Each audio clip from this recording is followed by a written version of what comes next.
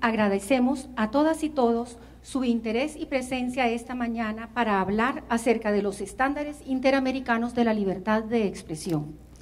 Nuestro reconocimiento también a Nova Cinemas, que facilitó esta sala. Desde el inicio de la fundación de la Primera República, allá por 1848, la vocación civilista ha caracterizado a nuestra sociedad costarricense.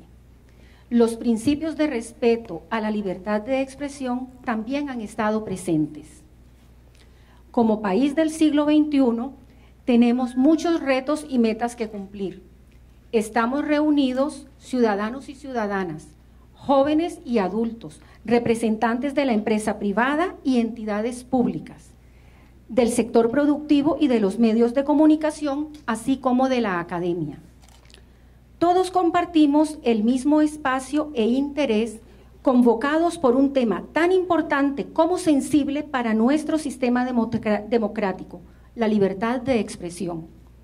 Comenzamos con las palabras de la señora Saraya Amador, presidenta de la Cámara Nacional de Radio y Televisión, Canartel.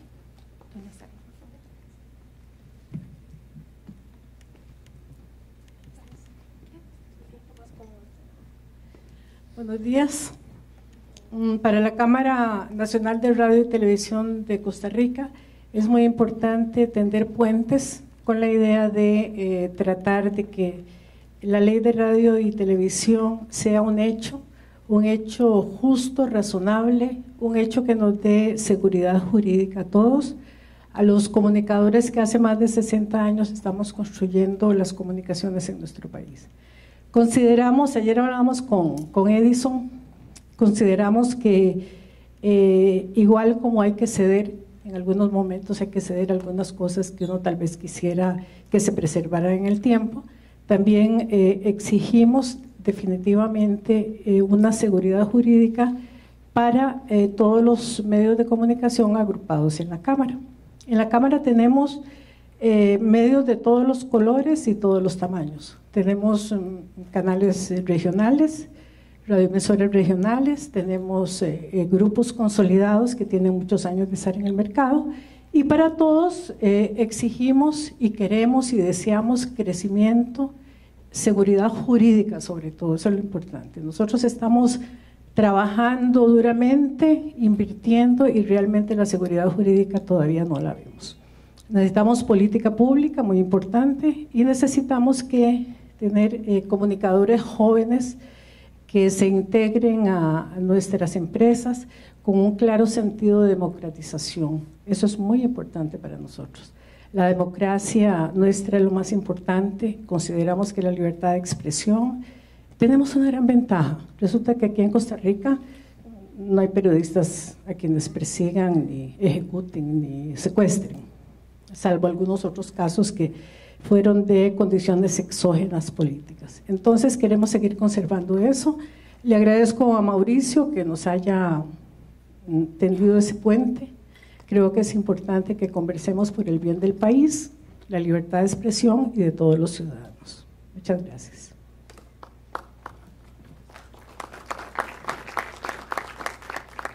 Muchas gracias, señora Amador. A continuación, el señor Emilio Arias, viceministro de Telecomunicaciones, nos brinda su mensaje.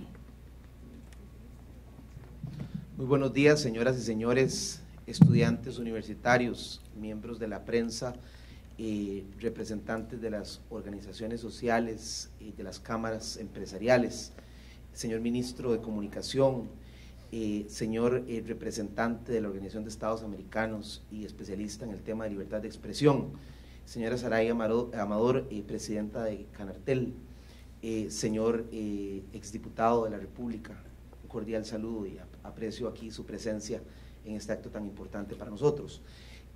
Básicamente es importante hacer algunas reflexiones en temas que van directamente relacionados con las telecomunicaciones. A veces cuando hablamos de comunicación dejamos de lado la importancia que tiene el sector, básicamente porque es el medio para lograr que efectivamente la libertad de expresión, de comunicación y de pensamiento puedan reinar en una democracia como la nuestra. La Costa Rica de hoy enfrenta retos que representa la sociedad de la información y la innovación tecnológica. Hoy hemos vencido las barreras del tiempo y el espacio, hablamos de inmediatez y ya no existen barreras geográficas. Enfrentamos el fenómeno de la convergencia tecnológica como un mismo aparato. Podemos obtener videos, leer libros, hacer una llamada telefónica, jugar y hasta escuchar música. Los medios de comunicación han enfrentado el reto de transformarse, porque ya no podemos esperar que pase un día para conocer el evento noticioso, porque la Internet nos permite obtener la información de manera inmediata y a tiempo real. La diversificación de las nuevas tecnologías conlleva diversos beneficios para las sociedades.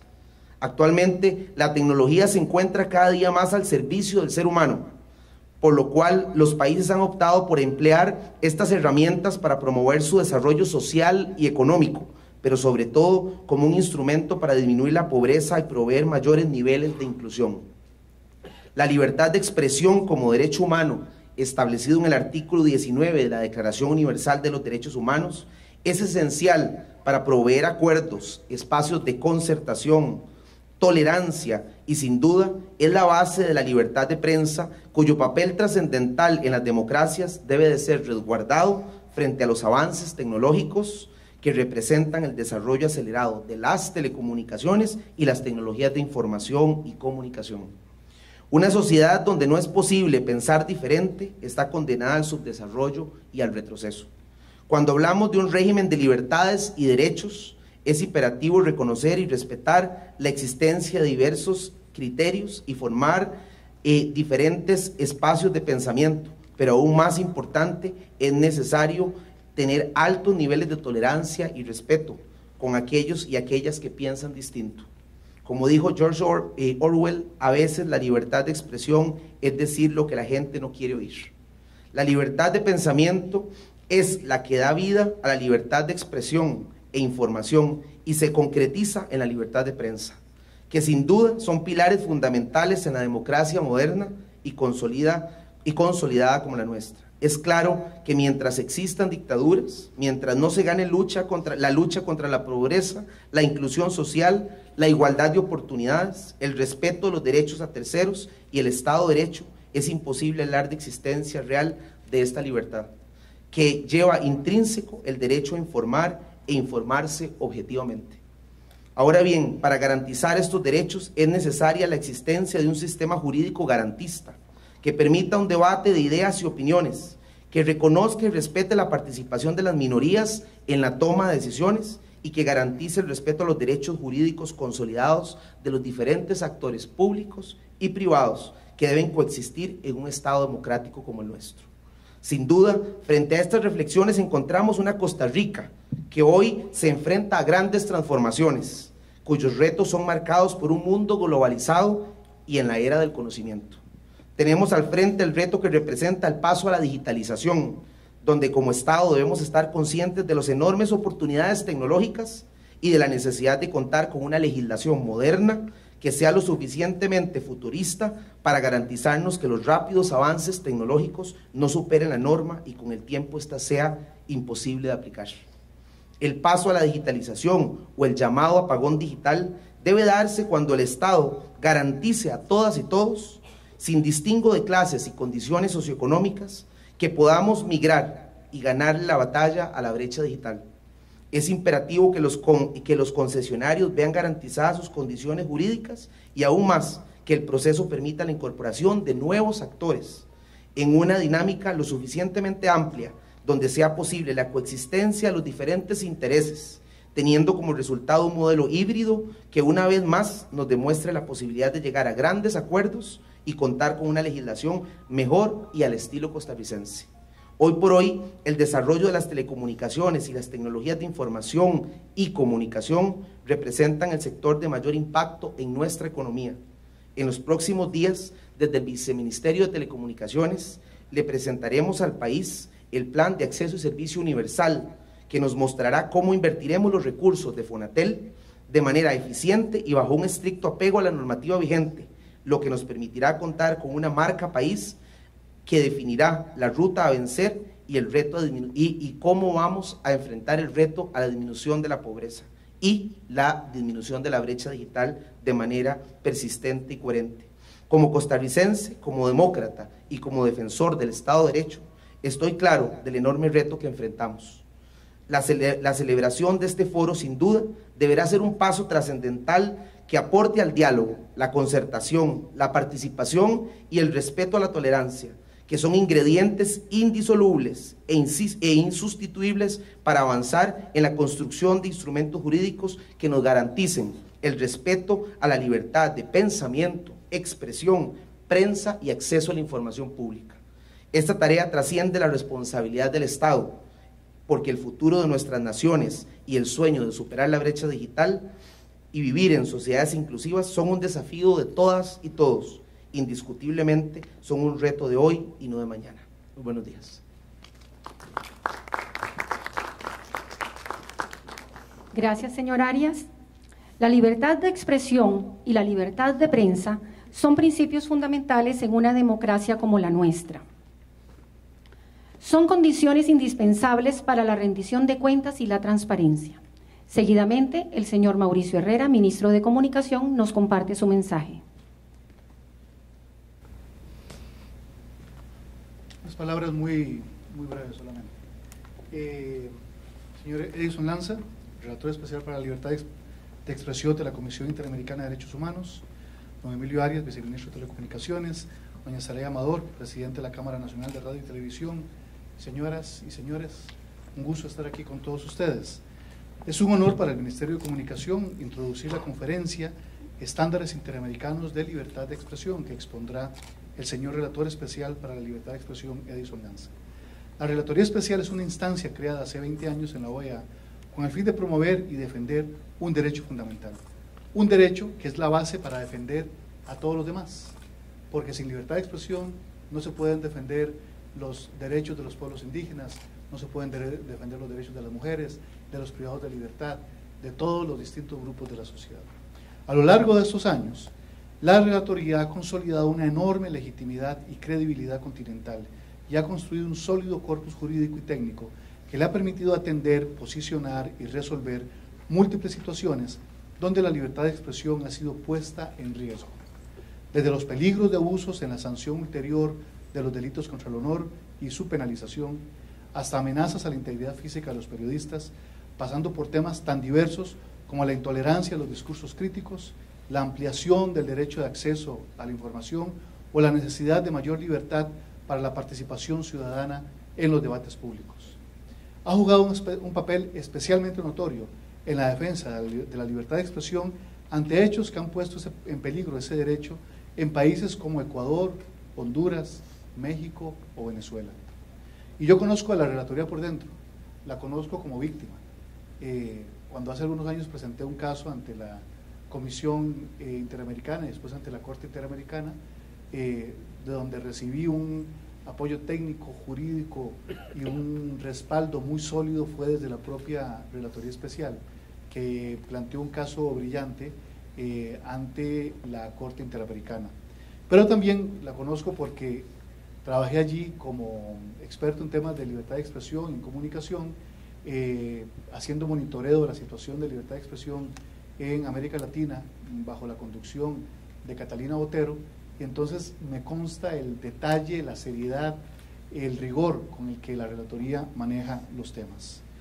La Relatoría y sus estándares deben ser el referente para impulsar cualquier reforma que se desee para fortalecer la libertad de expresión. Y en Costa Rica queremos fortalecer este derecho. Es mucho lo avanzado, pero falta. Es necesario que las personas puedan solicitar y obtener de manera oportuna y completa la información que solicitan al Estado. Es necesario que la ciudadanía no tema ser penalizada cuando haga denuncias de buena fe acerca de asuntos de interés público. Es necesario que la publicidad oficial nunca sea usada para premiar o castigar a los medios de comunicación y que cada vez más medios tengan acceso a la pauta del Estado. Es necesario que la legislación permita una adaptación armoniosa de los medios de comunicación a las nuevas tecnologías, en especial a la digitalización de la televisión, para aprovechar al máximo sus ventajas y permitir a todos y todas tener la libertad de participar con efectividad en el debate público nacional. El gobierno de Costa Rica está seriamente comprometido con la transparencia en la función pública y el impulso a mecanismos y leyes que fortalezcan el debate público y la libre y vigorosa contraposición de ideas, cuantas más mejor, así como las garantías para que todas las personas, no solo los periodistas, puedan participar en la discusión de los asuntos públicos con efectividad y sin temor de ser sancionados o perjudicados de cualquier forma por ejercer su libertad. Ese es el camino que iniciamos hoy en Costa Rica, con la exposición del señor Lanza, para comenzar a analizar con múltiples sectores propuestas de ley en materia de prensa, acceso a información pública y publicidad oficial, y para reiniciar conversaciones con múltiples sectores en materia de radio y televisión. Que lo disfruten y que todos aprendamos esta mañana. Muchas gracias. Muchas gracias, señor ministro. Edison Lanza, desde octubre de 2014, es el relator especial para la libertad de expresión de la Comisión Interamericana de Derechos Humanos de la Organización de Estados Americanos, OEA. Abogado y periodista con amplia participación en casos relacionados con el derecho a la libertad de expresión ante el Sistema Interamericano de Derechos Humanos. Consultor en distintos países para el desarrollo de proyectos de ley relacionados con el acceso a la información pública, derechos de rectificación y respuesta, libertad de expresión y medios de comunicación, entre otros. Ha integrado, dirigido y fundado varias organizaciones no gubernamentales de defensa del derecho a la libertad de expresión. Cursó estudios de posgrado sobre libertad de expresión y actualmente realiza un doctorado relacionado con los procesos de regulación de medios audiovisuales en la región de la Facultad de Ciencias Sociales de la Universidad de Buenos Aires. Cofundador y presidente del Centro de Archivos y Acceso a la Información Pública y cofundador del Grupo Medios y Sociedad. Integró el Comité de Libertad de Expresión y Acceso a la Información de la Alianza Regional por la Libre Expresión e Información y el Grupo de Trabajo sobre el Sistema Interamericano de Derechos Humanos y OEA, de la Alianza IFEX-ALC de Defensa de la Libertad de Expresión. El señor Edison Lanza, relator especial de la libertad, para la libertad de expresión, brinda su conferencia.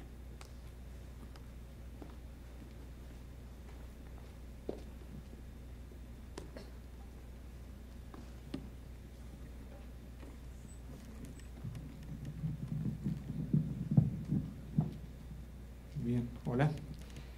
Bueno, señor ministro Mauricio Herrera, señor viceministro Emilio Arias, señora presidenta de las cámaras empresariales vinculadas a los medios de comunicación, a todas y a todos, muy buenos días. Me estoy acostumbrando un poco a este escenario teatral, así que me disculpan si los primeros minutos estoy un poco cohibido. Quiero empezar por agradecer especialmente tanto al gobierno de Costa Rica como a la sociedad civil y a los distintos actores que me han invitado a participar de este lanzamiento de una serie de reformas en temas vinculados a libertad de expresión.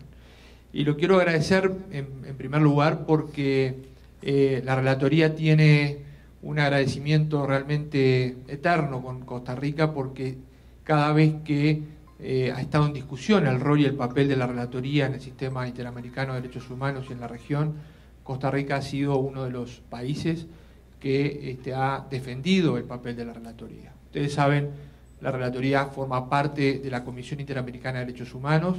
Tenemos un mandato de, defensa de la libertad de expresión, de estímulo y de promoción de la libertad de expresión en la región, y eso lleva a que muchas veces con un criterio técnico, porque por supuesto no nos movemos con un criterio ni político ni ideológico, pero sí con un criterio técnico, cuando uno trabaja en la defensa de un derecho humano, tiene que hacer señalamientos necesariamente cuando entiende que un gobierno o que un privado, quien fuera, está violentando el derecho humano a la libertad de expresión. Y la relatoría, tanto los relatores que me antecedieron como en mi caso, lo hemos hecho cada vez que hemos entendido que ameritaba un pronunciamiento o tomar alguna de las medidas que el mandato y la Convención Americana y los reglamentos de la Comisión lo permiten, y dentro del marco de nuestro mandato lo hemos hecho. Y eso genera muchas veces, o algunas veces, genera tensiones con gobiernos, que no es chica cosa, como decimos en mis pagos. Y en esas oportunidades frente a gobiernos que han alzado la voz o que han promovido de algún modo que el rol de la relatoría debe ser más analítico y menos de monitoreo, de promoción y de defensa, los gobiernos de Costa Rica han sido celosos defensores de ese rol de la relatoría. Por lo tanto, ese es mi primer agradecimiento explícito. Y en segundo lugar, porque me parece muy saludable que tanto el gobierno como el sector privado, como las universidades, como la sociedad civil, entiendan que la relatoría puede jugar un rol de monitoreo, un rol de garante de un proceso de discusión que ustedes están iniciando y comenzando en estas fechas. ¿Por qué? Porque, bueno, me parece siempre que es mucho mejor prevenir que actuar sobre hechos consumados. Y si hay una invitación del propio gobierno, una apertura como la que estamos teniendo en este momento, a que sin ninguna restricción, porque esta relatoría no ha tenido ningún tipo de restricción, venga al país, inicie con una conferencia esta serie de reflexiones, de debates, etcétera. Y si además, como ayer me lo dejó de presente el propio presidente de la República, nos van a permitir de algún modo estar al tanto de los debates que soberanamente todos ustedes van a tener y de poder humildemente hacer sugerencias bajo estos estándares que mencionaba Mauricio recién, bueno, me parece que es realmente muy, muy saludable esto, tanto para Costa Rica como para el sistema interamericano de derechos humanos. Cuando asumimos, uno de los retos que nosotros nos propusimos es no trabajar solo contra los gobiernos cuando hay un problema de libertad de expresión, sino trabajar con los gobiernos, con la sociedad civil, con los actores de la comunicación cuando se van a discutir reformas, que se están discutiendo en muchos países de la región. Y por tanto me parece que eso no es menor. Le dedico el tiempo que merece porque realmente es muy importante que me permitan estar aquí con ustedes. En tercer lugar, digamos, algo que Mauricio adelantaba, ¿por qué es importante, digamos, observar los estándares internacionales de los derechos humanos cuando se emprenden reformas de este tipo?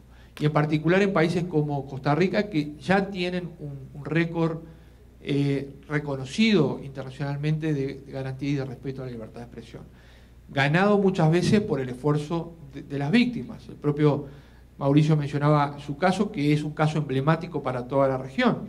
El hecho de que se sentó un estándar a partir de una violación a la libertad de expresión dentro de Costa Rica, pero que llegó a la Corte Interamericana y que la Corte dijo, bueno, cuando un periodista reproduce información de terceros que es relevante y de interés público, no puede ser objeto de responsabilidad de ningún tipo, ni penal ni civil. Eso es un estándar que hoy lo podemos aplicar a otros países en este mismo momento. Por lo tanto, yo creo que muchos de ustedes han participado en la lucha por extender y garantizar los principios de libertad de expresión.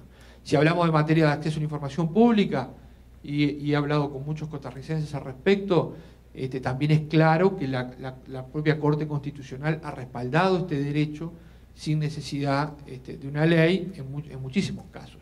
Y es una jurisprudencia relevante para toda la región. Por lo tanto, las discusiones estas son más complejas todavía y más difíciles en países donde existen garantías para el ejercicio de la libertad de expresión. Porque uno se pregunta, bueno, ¿por qué se toca algo en un lugar donde las cosas andan bien, verdad? Entonces, esa es una pregunta que es importante que todos nos hagamos, y yo creo que la respuesta a eso es, me parece bien que se, digamos, realicen reformas, que se adapte la legislación interna a los estándares internacionales, siempre que eso tenga un objetivo claro: promover más libertad de expresión, promover más pluralismo, promover más inclusión, promover más respeto a los derechos que están en juego. Por lo tanto, ese es otro mensaje que me parece importante dejar y que tengan de presente. Obviamente primero para los costarricenses y los que viven aquí, pero también porque Costa Rica es muy importante en términos de libertad de expresión para la región. Los países que muchas veces son líderes en temas de derechos humanos, bueno, siempre que emprenden cualquier tipo de reforma y de cambios tienen que ser los más respetuosos, incluso porque seguramente muchos ojos, además de los de ustedes, van a estar digamos, sobre estas reformas, porque cuando uno se convierte en referencia, bueno, eso también entraña justamente que haya un seguimiento sobre lo que hace el país y cada uno de ustedes. En cuarto lugar, algunas consideraciones básicas de por qué creemos que es importante la libertad de expresión en un sistema democrático y cómo lo ha definido el Sistema Interamericano de Derechos Humanos. Alguien dijo, bueno, las libertades, los derechos sin garantías efectivas son simplemente un papel. Por lo tanto, la libertad de expresión es justamente el derecho que permite garantizar muchas cosas en un sistema democrático. Es un derecho individual, ¿verdad? Por suerte hoy veo una cantidad de jóvenes aquí presentes y eso me alegra profundamente, porque cuando hablamos de la manifestación individual del pensamiento, las manifestaciones artísticas, la manifestación del pensamiento, la libertad de expresión es un derecho clave. Si no tenemos la libertad de recibir información plural y diversa, si no tenemos derecho a manifestarnos como querramos, la libertad de expresión en cuanto al derecho individual no tiene sentido, ¿verdad? Siempre digo a los más jóvenes que tal vez no vivieron como los que tenemos ya, pasamos los 40, situaciones de autoritarismo en muchos de nuestros países de la región, y que les es difícil apreciar esto, cuál es el valor de la individual de la libertad de expresión. Y yo siempre le digo a mi hijo, que tiene 14, 15 años, bueno, ese piercing que llevas ahí, ese tatuaje que se hizo el jugador de fútbol que se hizo, el que te hiciste vos, ese pelo largo, etcétera, es una manifestación de la libertad de expresión a título individual. Esa frase que pones en Twitter, en Instagram, etcétera, es posible porque te protege la libertad de expresión. Cuando yo tenía la edad de ustedes, en Uruguay, en mi país, había una dictadura. Y cuando entrábamos, me acuerdo, al colegio, al liceo, había alguien del ejército que nos miraba si teníamos el pelo que no tocaba la camisa, si el color de las medias que llevábamos, teníamos que ir de estricto uniforme. Obviamente si teníamos un tatuaje o si hacíamos un graffiti, éramos objeto de sanción. Entonces digo, eso es represión de la libertad de expresión a título individual. Por lo tanto, para los más jóvenes, la libertad de expresión tiene un valor fundamental, obviamente, a título individual, y como nos formamos el pensamiento es importante. Pero también la libertad de expresión para el Sistema Interamericano de Derechos Humanos tiene un valor y una dimensión colectiva muy importante, una dimensión social que no podemos desconocer ni descuidar. ¿Cuál es ese valor social y colectivo? Bueno, justamente que la libertad de expresión es la que nos permite fortalecer la democracia. No tiene sentido hablar de democracia sin que haya diversas ideas en un ambiente de debate público. No hay debate público si no es posible que las distintas ideas, las distintas tipos de informaciones circulen con amplitud, ¿verdad? Es difícil hablar de democracia si los partidos políticos, los dirigentes políticos no tienen la justamente oportunidad de expresarse libremente, y a veces de expresarse, digamos, en términos duros, en términos que pueden sonar hasta desagradables. ¿Por qué? Y bueno, porque justamente la libertad de expresión no es para escuchar lo que nos gusta, sino también para escuchar lo que no nos gusta, ¿verdad? Tiene una importancia central la libertad de expresión, como decía recién que me antecedieron el uso de la palabra, para proteger otros derechos fundamentales. ¿Cómo nos enteramos de que si hay violaciones a los derechos de los privados de libertad, si no es posible que eso se denuncie o que eso se discuta abiertamente en una sociedad democrática?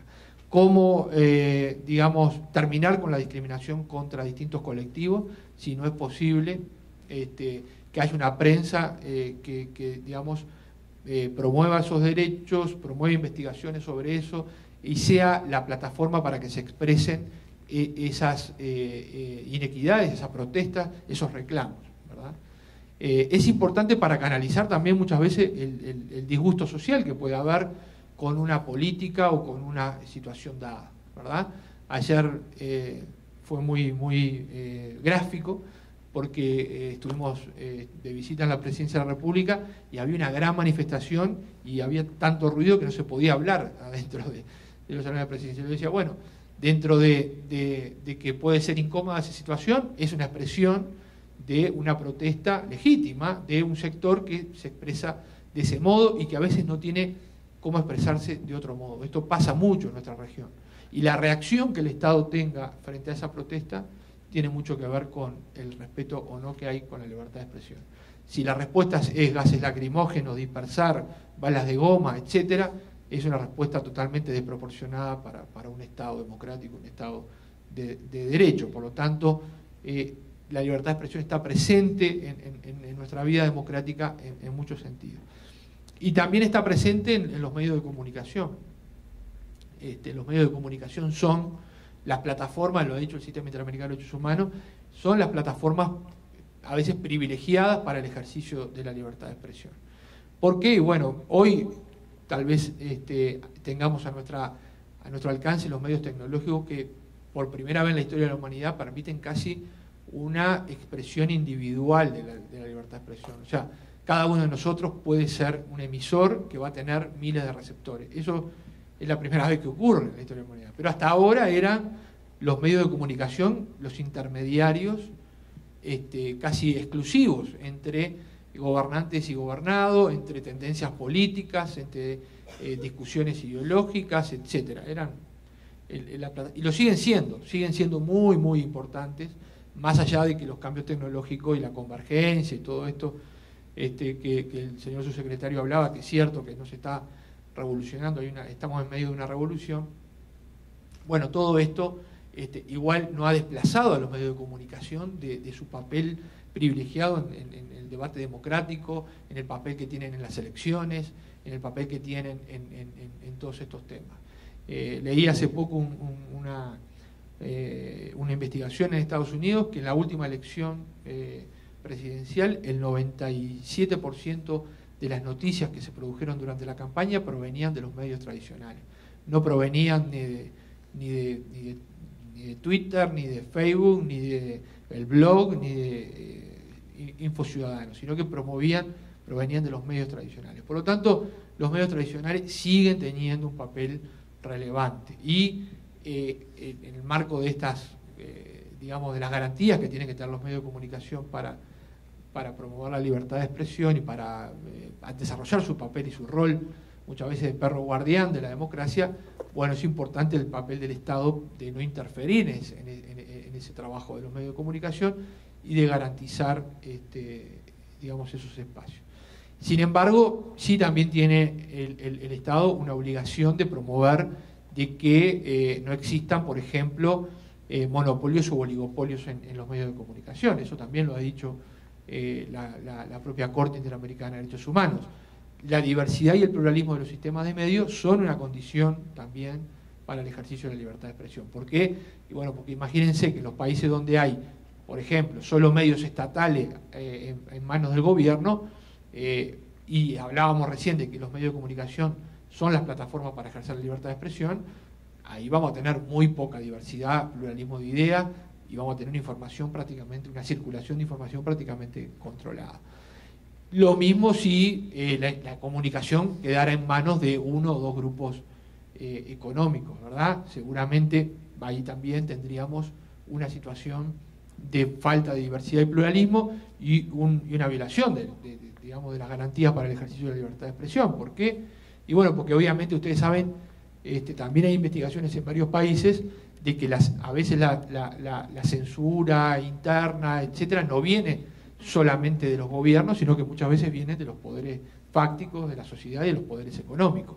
Por lo tanto, hay un papel también que tiene el Estado que asumir en estos temas. Y siempre lo tiene que hacer, digamos, si hablamos de que de algún modo cualquiera de las medidas de un gobierno pueden ser restricciones a la libertad de expresión, siempre lo tiene que hacer de acuerdo a determinados estándares jurídicos, que son los que voy a hablar ahora, y ahora sí los voy a empezar a aburrir, porque ya los temas jurídicos son más áridos y difíciles de digerir. Pero si les parece, y esto me lo habían pedido don Mauricio cuando me invitó, hacer un repaso de algunos de los temas que ustedes van a abordar Bueno, un minuto que se me fue la clave, se me bloqueó la máquina. Tanta seguridad.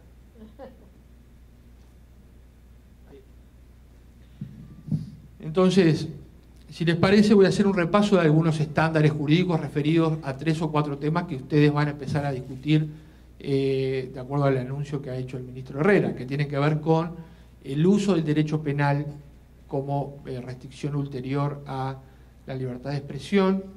El segundo tema que quiero compartir con ustedes tiene que ver justamente con los temas de restricciones indirectas a la libertad de expresión. Ustedes saben que no solo se puede vulnerar el derecho a la libertad de expresión con un caso de censura directa, etcétera, sino que también puede haber mecanismos indirectos como, por ejemplo, el uso abusivo de la asignación de publicidad oficial, o si hubiese asignación, como se dice en la jerga, a dedo de las frecuencias para radio y televisión, o si en algunos países, esto ha pasado recientemente, hubiese restricciones para el papel que utilizan los medios escritos para justamente publicar sus ediciones. Esos son mecanismos indirectos. Un repaso de algunos temas vinculados justamente a los estándares de cómo se debe ejercer la potestad regulatoria del Estado en materia de radiodifusión, cuáles han sido los estándares que desarrolló el Sistema Interamericano de Derechos Humanos al respecto, y algunos principios de acceso a la información pública, que serían los temas que ustedes van a empezar a abordar en estas semanas. Bueno, lo primero es, la pregunta que nos tenemos que hacer es la siguiente. Es cierto que la libertad de expresión, que cumple todas estas funciones que yo les mencioné recién, no es un derecho absoluto, ¿verdad? Ustedes me pueden decir, bueno, entonces es tan importante la libertad de expresión, es un derecho que tenemos que privilegiar respecto a los demás, está sobre el derecho a la privacidad, sobre el derecho al honor, etcétera. Y la respuesta es, obviamente no, todos los derechos reconocidos por las declaraciones internacionales de derechos humanos, no hay ninguno que prime sobre otro. Pero sí el Sistema Interamericano de Derechos Humanos ha dicho, bueno, tenemos que tener una forma de resolver el conflicto entre el derecho a la libertad de expresión y, por ejemplo, el derecho al honor. Para ponerlo muy gráfico, si yo, no sé, mañana alguno de ustedes, periodista, hace una investigación y descubre que hay un funcionario público que está vinculado a hechos de corrupción, lo investigan, tienen la información y la publican, obviamente ese funcionario público, digamos, su derecho al honor se va a ver disminuido.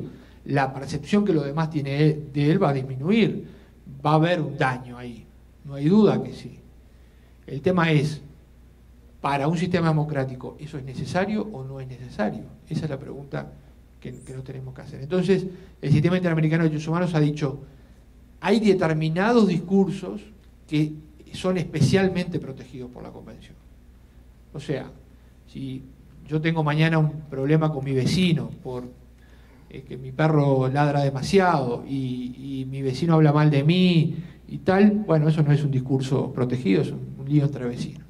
Pero si el periodista investigó un hecho de corrupción y lo publicó, eso es un discurso especialmente protegido porque refiere a funcionarios públicos o a temas de interés público. Por lo tanto, esos discursos tienen una especial protección del sistema. De hecho, si ustedes repasan los casos de la Corte Interamericana de Derechos Humanos, tenemos como unos 8 o 10 casos, entre los cuales está el de Mauricio, que refieren a estos temas, digamos. Y entonces, la sanción penal de este tipo de discurso puede convertirse justamente en una restricción ilegítima a la libertad de expresión. Puede tener el mismo efecto que la censura, puede tener un efecto, digamos, dice el sistema, inhibidor de la libertad de expresión, ¿verdad? ¿Por qué? Porque si yo, por cada periodista que hace una investigación y que descubre un caso de corrupción o que dice algo que a algún funcionario o al gobierno no le gustan, le abro un proceso penal, lo someto a proceso penal y en algunos casos le aplico una pena de prisión, los demás periodistas que van a decir, yo no quiero pasar por lo mismo, no quiero verme sometido a un proceso penal o a la posibilidad de ir a la cárcel o la posibilidad de tener que pagar una sanción. Por eso, digamos, la Comisión Interamericana de Derechos Humanos ha dicho que las sanciones penales para casos de funcionarios públicos, para casos de interés público, ¿verdad?, vulneran el artículo 13 de la Convención Americana de Derechos Humanos. Ha dicho que esos casos no deberían ser objeto de represión penal. Y lo tercero ha dicho, bueno, si hay vamos a razonar al revés, vamos a razonar por la patología.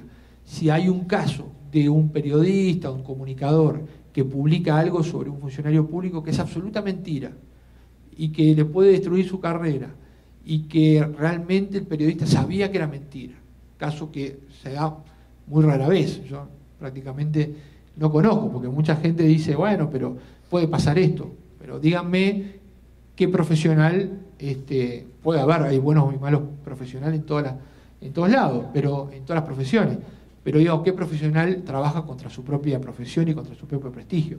Eso es muy difícil de ver. Pero supongamos que hay un caso de ese tipo. ¿Cuál sería la protección que le queda al funcionario? Bueno, lo que ha dicho la Comisión es, en esos casos, lo que procede son las sanciones civiles. Y incluso dentro de las sanciones civiles, lo que debería estar sancionado son los casos de real malicia. Esto es, cuando se actuó con un dolo claro, es decir, el periodista publicó algo falso sabiendo que era falso, o cuando se actuó con un total desprecio por la verdad. O sea, salió de acá, le dieron un chisme en el corredor y sin verificar nada, fue y lo publicó y era falso, ¿verdad? ¿Por qué? ¿Por qué este estándar tan tal vez elevado? Y bueno, porque en definitiva a nadie se le escapa que podamos como periodistas publicar un error.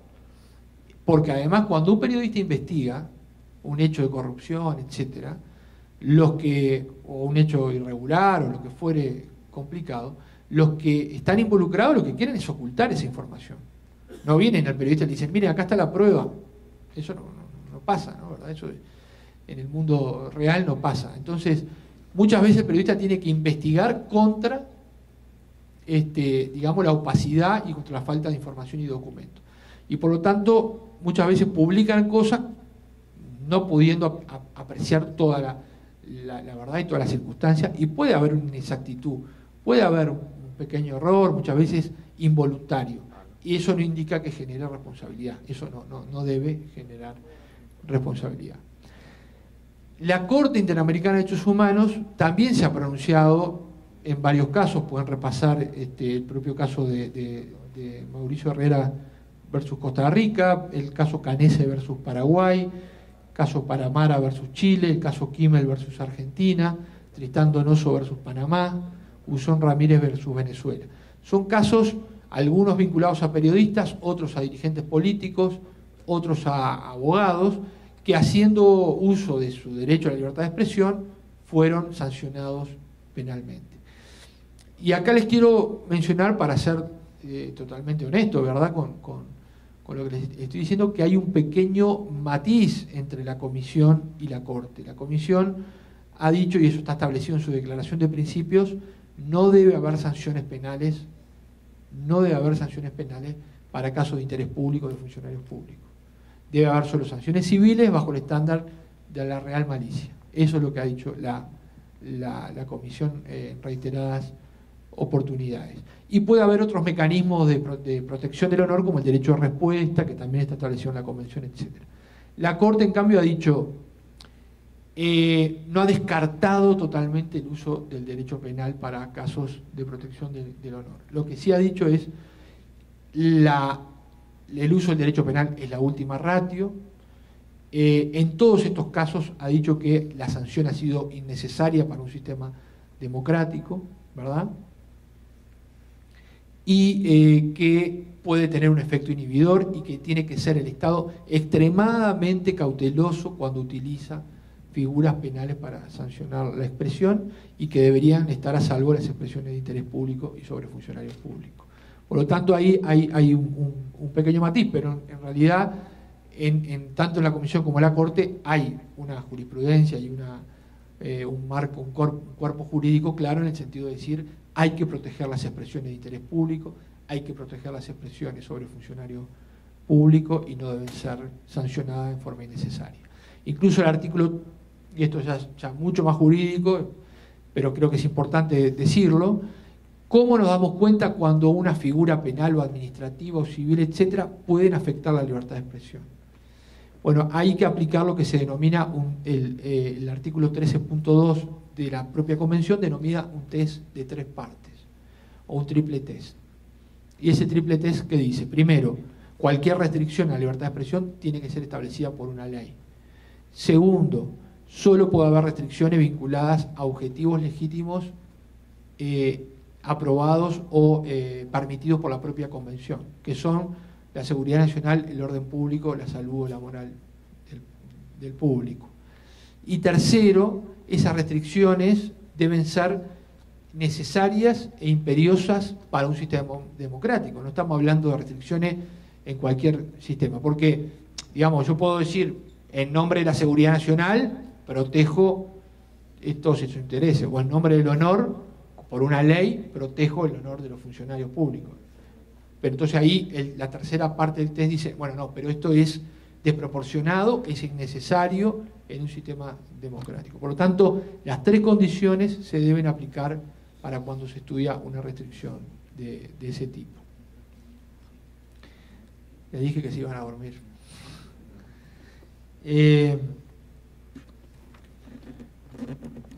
En cuanto a las restricciones indirectas, la comisión, la corte, la relatoría siempre han dicho, bueno, la censura previa obviamente está prohibida terminantemente por el artículo 13 de la Convención Americana, y eso es una violación extrema y radical de la libertad de expresión, ¿verdad? Y eso ha pasado en dictaduras y ha pasado en algunos gobiernos democráticos. Si yo agarro y digo, bueno, saco del aire un canal de cable porque no me gusta cómo está cubriendo la protesta, eso es suprimir radicalmente un mensaje, ¿verdad? Pero también hay otros ejemplos que pueden convertirse en mecanismos de censura indirecta. Entre ellos, la Comisión ha dicho, por ejemplo, la incautación de libros o materiales de imprenta o copias de documentos, o como pasó hace un par de años en un país vecino, el gobierno fue, o una dependencia del gobierno fue, y compró todos los ejemplares de una revista para que no circulara. Bueno, eso es un mecanismo de censura indirecta, porque estamos bloqueando que la gente se entere de lo que está pasando por un mecanismo muy creativo, pero indirecto, ¿verdad? La prohibición judicial de publicar algo, un libro o algo, eso ha pasado en algunos países que alguien dijo, bueno, mire, como esto me va a afectar, ya sé que me va a afectar, le pido que prohíba que... Y eso no sería admisible bajo los estándares de la Convención. La prohibición a los funcionarios públicos de realizar comentarios críticos o de informar, lo que en el mundo anglosajón se denomina los whistleblowers. O sea, ustedes saben que hoy de mañana prendo la televisión y Wikileaks publica que el gobierno de Estados Unidos también habría espiado a los presidentes de Francia, a los últimos 3 presidentes de Francia. Y bueno, antes había pasado con Alemania y se supo una cantidad de cosas de los servicios secretos de Estados Unidos porque hubo un informante, un funcionario público que informó de esa vulneración de los derechos de terceros. Ese informante no debería tener tampoco una sanción. ¿Por qué? Porque está denunciando una violación a derechos humanos, una irregularidad. La orden de bajar determinados enlaces de Internet, ¿verdad? Eso es otro tema que se nos viene, que vamos a tener que trabajar dentro de poco porque cada vez más todos estamos conectados permanentemente a Internet. Entonces, hay que tener mucho cuidado cuando se habla de la bajada de contenidos. Hay casos donde, bueno, claramente uno dice la pornografía infantil, etcétera. Bueno, uno ahí no tiene duda. Ese mensaje tiene que bajarse. Ahora, hay otros casos donde hay que ser muy cauteloso en la forma que se determina la bajada de contenido de Internet, porque podemos empezar a afectar la libertad de expresión, porque cada vez más los muchachos más jóvenes ya no van a comprar, lamentablemente, como en mi época, yo soy de la época de Gutenberg, los diarios de papel, o sea, como al kiosco. Van y se informan por lo que dice Facebook, o por lo que está en YouTube, o por lo que está, no sé, circulando en las redes sociales. Entonces, si uno alegremente dice, bueno, esto me puede afectar el honor, hay que bajar ese contenido. Ojo, porque puede estar siendo una forma de censura indirecta y bajando contenidos, empezando una escalada para bajar contenido. Bueno, obviamente la prohibición de exhibir una película de cine, etcétera, o el uso de la asignación de publicidad oficial para premiar a los medios que son dóciles o amigos y castigar a los que son más críticos. Y por eso creo que la idea, el anuncio del gobierno de regular esa asignación de publicidad oficial bajo los estándares del Sistema Interamericano de Derechos Humanos sí es algo que promueve y garantiza la libertad de expresión. ¿Por qué? Porque es una autorregulación que el Estado se da para atarse las manos y para que este y otros gobiernos no utilicen esos recursos justamente con esa finalidad. Que esté muy claro que la publicidad oficial se distribuye por criterios objetivos, que puede ser, bueno, hay una campaña sobre nutrición infantil, quiero llegar a las madres, a este público objetivo, a través de tales o cuales medios. O, en fin, lo que fuere del caso con esos criterios objetivos, con ciertos parámetros también de circulación, de tiraje, etcétera, porque obviamente la gente es la que elige los medios que lee y que ve y a través de los cuales se informa, y también con algún criterio de diversidad y pluralismo, porque si no, nunca vamos a salir de ese, digamos, de promover los mismos 4 o 5 medios. Entonces creo que es saludable que haya, por ejemplo, algunas medidas positivas, que el Estado diga, bueno, 10% para medios locales de las regiones, porque si no, nunca llega el dinero de la publicidad oficial a los pequeños medios locales, comunitarios, etcétera, de todo el país, y siempre se queda en 3 o 4 medios grandes que están en la capital. Ese tipo de cosas son aceptables con reglas objetivas y claras. Por eso me parece que es una iniciativa que puede promover la libertad de expresión, la diversidad y el pluralismo.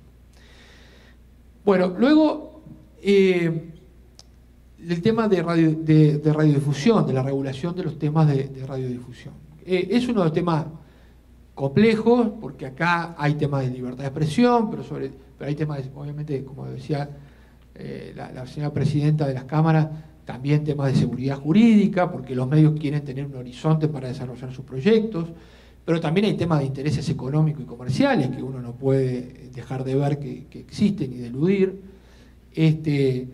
Y además el Estado tiene una potestad muy poderosa en sus manos, porque ustedes saben, la frecuencia, la licencia, etcétera, son un patrimonio de todos, son un patrimonio común de la humanidad, y por lo tanto el Estado tiene la obligación y la potestad de regular ese patrimonio. Y bueno, cómo lo hace también tiene mucho que ver con libertad de expresión. Para hablar de un caso burdo, pero que hoy está a consideración de la Corte Interamericana de Derechos Humanos, vamos a tener dentro de poco una sentencia que va a arrojar luz sobre ese tema. Bueno, si el Estado, porque, en fin, no le gusta la línea editorial de un medio de televisión, etcétera, le revoca la frecuencia, obviamente eso es un mecanismo que afecta a la libertad de expresión, porque el objetivo no era administrar el espectro de manera adecuada, sino el objetivo, en ese caso del gobierno, era acallar una voz. Entonces, ese sería. Por lo tanto, todo lo que rodea esta regulación tiene que ver con esto. Es decir, sí es una potestad del Estado, pero sí la regulación tiene que ser muy cuidadosa, porque tiene que tener como uno de los objetivos centrales el respeto a la libertad de expresión de los medios. Y como otro objetivo claro e importante, promover la pluralidad y la diversidad. Y también, obviamente, darle garantía a los medios y seguridad jurídica. Por eso es un tema que no se me escapa, es complejo, ya ha sido discutido en los meses anteriores y ahora hay una nueva apuesta a una discusión. Lo que sí me parece importante es esto, ¿no? Y esto que estamos teniendo hoy, que estos temas vinculados a medios de comunicación, a libertad de expresión, se discutan abiertamente en la sociedad. Es un tema que no solo le importa al gobierno y a los dueños de los medios, es un tema de toda la sociedad en su conjunto. ¿Por qué? Porque nos informamos, como dije al principio, a través de los medios. Entonces tenemos derecho también como ciudadanos a saber cómo funciona el sistema de medios, cómo está distribuido, quiénes son los propietarios, qué línea editorial tienen, qué ideas defienden. O sea, la transparencia también es importante en estos temas.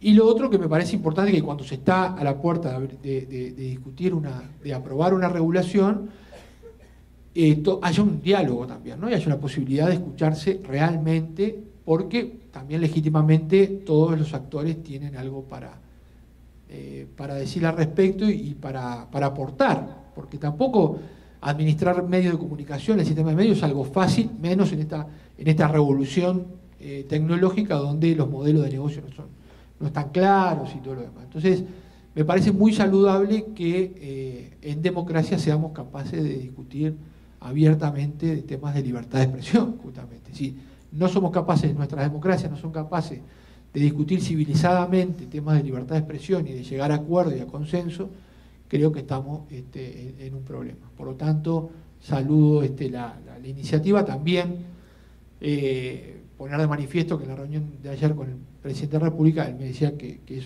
alguien que es partidario del diálogo y es abierto al diálogo y está abierto al diálogo, y por lo tanto me parece que eso es una señal importante. Bien, ¿qué dicen los estándares del Sistema Interamericano de Derechos Humanos respecto a la regulación de la radiodifusión?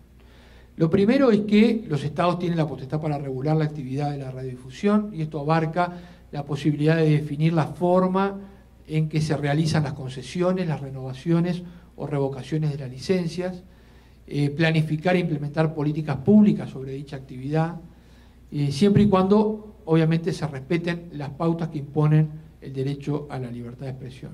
Ese test de 3 pasos que yo les mencionaba cuando hablaba del tema del uso del derecho penal, acá también es aplicable.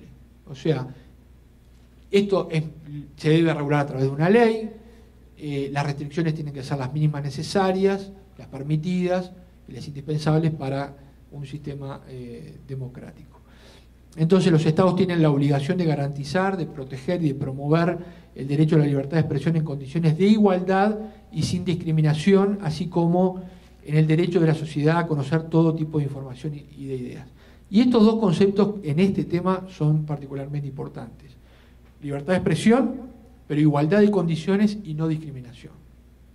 ¿Y cómo se refleja esto en las regulaciones? Por ejemplo, si la ley estableciera que solo se puede acceder a frecuencias de radio y televisión a través del mecanismo de subasta, eso la Comisión ha dicho que eso es discriminatorio, porque solo podrían acceder aquellos que pueden adquirir una frecuencia.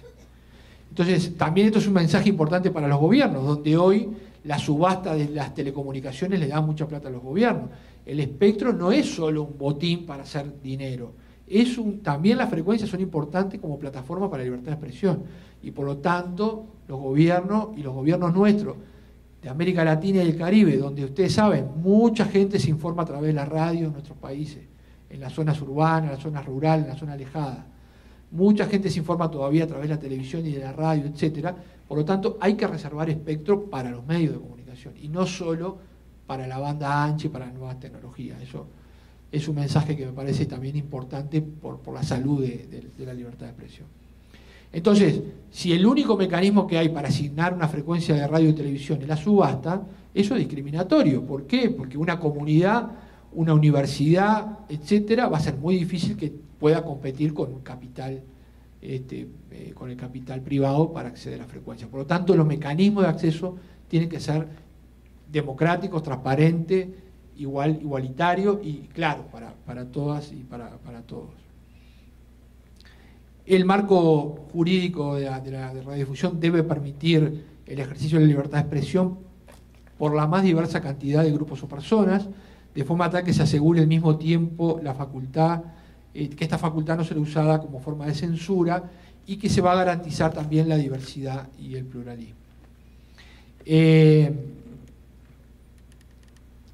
Entonces, yo les decía que cuáles son los requisitos que debe reunir una legislación de este tipo: una ley redactada de forma clara y precisa, una finalidad amparada por la Convención, las restricciones necesarias, idóneas y proporcionales para asegurar esta finalidad, proveer seguridad jurídica a los ciudadanos y ciudadanas que están a cargo de los medios de comunicación, determinar en los términos más claros y precisos las condiciones del ejercicio de este derecho y las limitaciones a que está sometida esta actividad.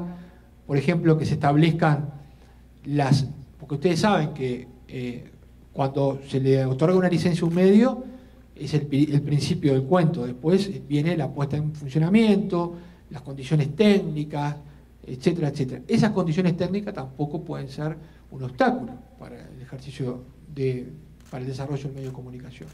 Digo, si yo a un pequeño medio local o comunitario, etcétera, le pongo unas condiciones técnicas exorbitantes y carísimas, seguramente le voy a estar impidiendo el ejercicio de la libertad de expresión o su puesta en funcionamiento. Para decir algo básico, pero esto es importante también tenerlo presente. Entonces, la Relatoría ha dicho, bueno, es fundamental tener procedimientos transparentes y respetuosos del debido proceso, tanto para asignar como para revisar cualquier decisión referida a este tema en el ámbito administrativo. El permiso del uso puede tener plazos, pero tiene que tener un tiempo suficiente para desarrollar el proyecto comunicativo. No serán exigidos más requisitos administrativos que los que establezca la ley. No se tomarán decisiones que afecten el ejercicio de la libertad de expresión o en razón de la línea editorial informativa. Y luego también esto, la pluralidad de voces en los medios de comunicación. Esto es algo que ya ha dicho la Comisión y la Corte. Los monopolios y oligopolios en la propiedad y control de los medios conspiran contra la democracia, restringen la pluralidad y diversidad que asegura el pleno ejercicio del derecho de acceso a la información. Los estados tienen la obligación de evitar estos monopolios, ya sean públicos o privados. La diversidad de voces es importante, la política activa que tienda a la reducción de las desigualdades existentes en la población, la no discriminación, y pueden existir medidas razonables de corte positivo. Es decir, bueno, si hay en un lugar, por ejemplo, voy a hablar de Uruguay, que nadie me puede criticar porque soy de allá. Hace 8 o 9 años en Uruguay no había una sola radio comunitaria, y había un movimiento de radio comunitaria que muchas veces era perseguido por ilegal, etcétera, etcétera. Bueno, en determinado momento se aprobó una ley y se estableció una medida positiva que dijo algo así como que se reservará, sin tocar las asignaciones que ya habían sido hechas, pero se reservará un espacio del espectro radioeléctrico, en ese caso fue el 30%, para medios de carácter social, comunitario, universitario, etc. Bueno, eso es una medida positiva de inclusión de nuevas voces en el sistema de medios, y la verdad es que en los últimos 6 años eso se ha hecho progresivamente, no se ha revocado ninguna frecuencia de las existentes, y además se han incluido unas 80, 90 frecuencias nuevas para el sector comunitario. Eso es una medida positiva que está, digamos, obviamente amparada por el derecho internacional. Y lo otro importante, cuando discutan sobre todo este tema, es que darle al órgano que aplique esta regulación garantías de independencia y autonomía de tanto del poder político como del poder económico. Esa creo que es una de las mayores garantías que hay que tener presente, porque bueno, para que no caer en la tentación de que desde un ministerio, desde el gobierno, etcétera, se tomen decisiones inadecuadas que afecten la libertad de expresión. Las democracias más desarrolladas, en Europa, incluso Estados Unidos, etcétera, tienen regulaciones respecto a los medios de comunicación. Es mentira que no hay ninguna regulación, como en algún momento algunos actores han dicho en América Latina, pero tienen garantía de autonomía e independencia los órganos que aplican. En Estados Unidos es la FCC, la Federal Communication Commission, en el Reino Unido la Ofcom. Hay distintos modelos, pueden haber distintos modelos, pero hay un órgano que tiene garantía de autonomía e independencia. Autonomía e independencia de cómo se nombran sus autoridades, cómo actúa, de la posición institucional y diseño institucional que tiene, etcétera. Por lo tanto, me parece que es un tema importante para tener presente. Y lo otro importante es que ustedes, y todos los países de la región, estamos en un momento de transición de la televisión y la radiodifusión analógica a la digital. Y eso, por suerte, va a permitir mayores posibilidades, porque la compresión de la señal digital da lugar a que haya algún espacio disponible adicional al que tenemos hoy. Por lo tanto, es importante que se tomen medidas para que durante la transición no se refuerce la concentración de los grupos que ya existen, que sí tengan seguridad jurídica de seguir emitiendo, por supuesto, lo que ya tienen licencia, pero que se aproveche justamente para enriquecer y darle diversidad y pluralismo al sistema de medios. La Relatoría y la Comisión acaban de aprobar un informe sobre la transición de la radiodifusión analógica a la digital, y lo que un poco ponemos de presente brevemente es esto, es respetar la libertad de expresión, no utilizar este cambio para sancionar y para perseguir, por supuesto, ni revocar frecuencia, pero sí tener de presente que en muchos de nuestros países hay concentración excesiva de los medios de comunicación y por lo tanto puede ser un buen momento para que ingresen otros actores al sistema de medios, porque también la libertad de expresión implica la libertad de fundar medios de comunicación. Todos aquellos que quieran acceder a medios de comunicación tienen que tener la posibilidad, y no puede ser un coto cerrado solo para algunos. Eso también hay que tenerlo de presente como un estándar de libertad de expresión, porque la libertad de expresión tiene dos vías, ¿verdad?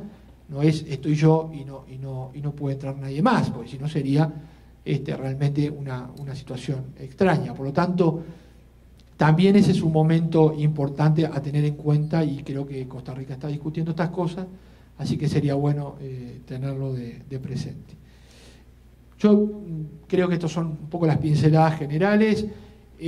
Quiero también contarles que la Relatoría tiene una página web dentro de la Comisión Interamericana de Derechos Humanos, CIDH/relatoría.org, y ahí pueden encontrar todos los materiales de los cuales hoy yo hablé de modo muy rápido. ¿Sí? Ahí están los estándares sobre acceso a la información pública, los estándares sobre radiodifusión, los estándares sobre el contenido y alcance de la libertad de expresión, sobre el uso del derecho penal. Tenemos como 14, 15 publicaciones.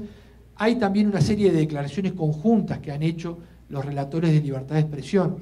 Esto que he hablado no es solo un estándar del Sistema Interamericano de Derechos Humanos, es del sistema universal, porque en las declaraciones conjuntas que anualmente emitimos los relatores de libertad de expresión de Naciones Unidas, de la OEA, del sistema africano y de Europa, estos temas han sido abordados. Por lo tanto, no es algo que yo les diga que tampoco ni siquiera sea solo una invención o un desarrollo del sistema interamericano. Esto es del sistema universal de derechos humanos. Todos estos temas están tocados en esas declaraciones conjuntas, que también las pueden encontrar en la página web de la Relatoría. Así que poco es eso, y quedo abierto a cualquier pregunta para abundar en estos temas. Gracias.